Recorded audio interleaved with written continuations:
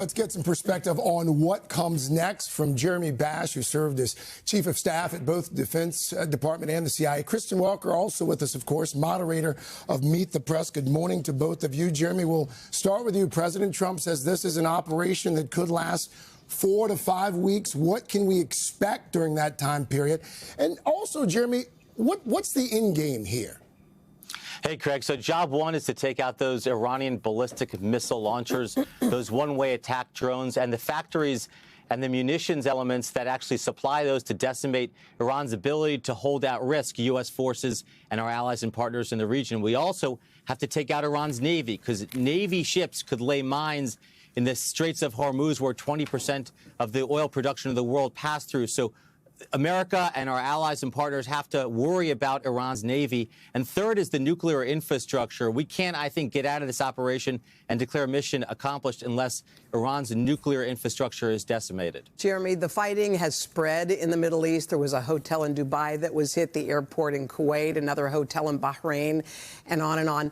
Are U.S. troops in the region at risk there? And what do you see happening there in the Middle East as a whole?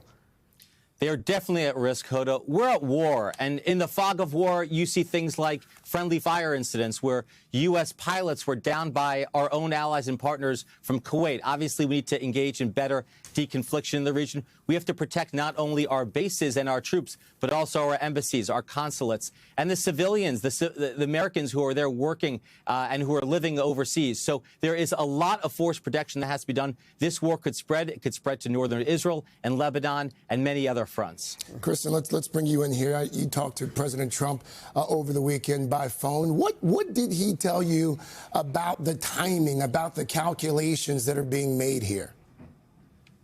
Well, Craig, based on my conversations with President Trump himself and also senior administration officials, look, there were a number of key factors that went into striking Iran. The president argued Iran wanted to reconstitute its nuclear weapons program with the goal of hitting as far as the United States. Secondly, U.S. officials just didn't believe Iran was serious about making a deal to end its nuclear enrichment program. The president kept saying he hasn't heard those magic words yet.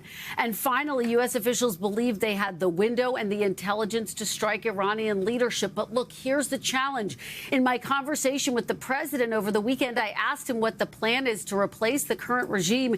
He said that's up to the Iranian people, and he has yet to clearly lay out a strategy for what comes next. I think you're going to see pressure from Democrats and even Republicans, Craig and Hoda, to officially make his case to Congress and the American people there. Yeah, Kristen, let's talk politics for a second. Congressional Republicans are largely behind, but those in the MAGA movement are divided. So what are the political implications here?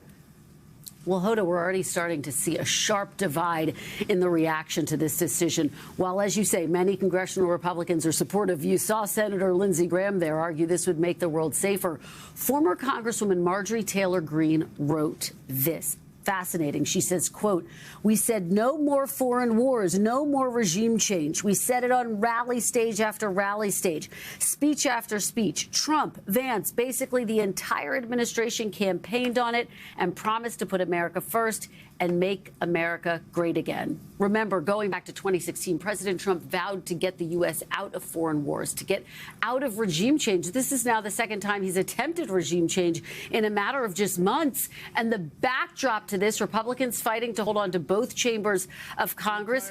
Could this depress turnout amongst the MAGA base? Zoom out a little bit. Take a look at this poll. Only 27% approve of the strikes, 43% disapprove, 29% undecided. Hoda and Craig. All right. Kristen Welker, thank you. Jeremy Bash, thank you as well.